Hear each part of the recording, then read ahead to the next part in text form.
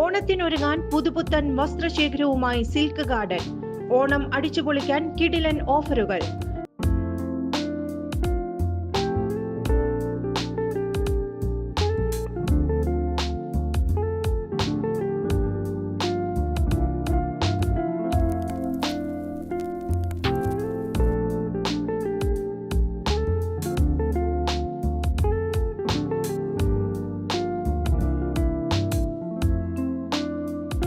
മറ്റെങ്ങും ലഭിക്കാത്ത വിലക്കുറവിൽ വസ്ത്രവ്യാപാര രംഗത്ത് വർഷങ്ങളായുള്ള പാരമ്പര്യം.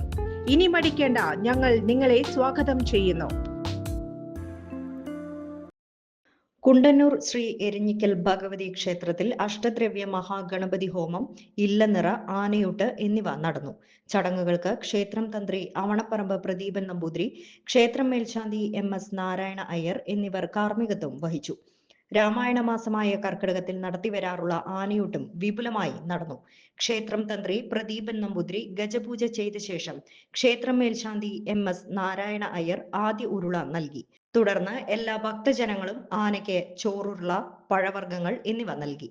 ക്ഷേത്ര ഭാരവാഹികളായ R രവി നാരായണൻ, മായാമോഹനൻ, ഉണ്ണികൃഷ്ണൻ, പ്രതീഷ് അപ്പു, ബേബി ഉണ്ണികൃഷ്ണൻ എന്നിവർ ചടങ്ങുകൾക്ക് നേതൃത്വം വഹിച്ചു. കൂടുതൽ വാർത്തകൾക്ക് ഞങ്ങളുടെ ചാനൽ സബ്സ്ക്രൈബ് ചെയ്യുക. ഫേസ്ബുക്ക് ഫോളോ അപ്പ് ചെയ്യുക. വാർത്തകൾ വേഗത്തിലറിയാൻ Anytime News.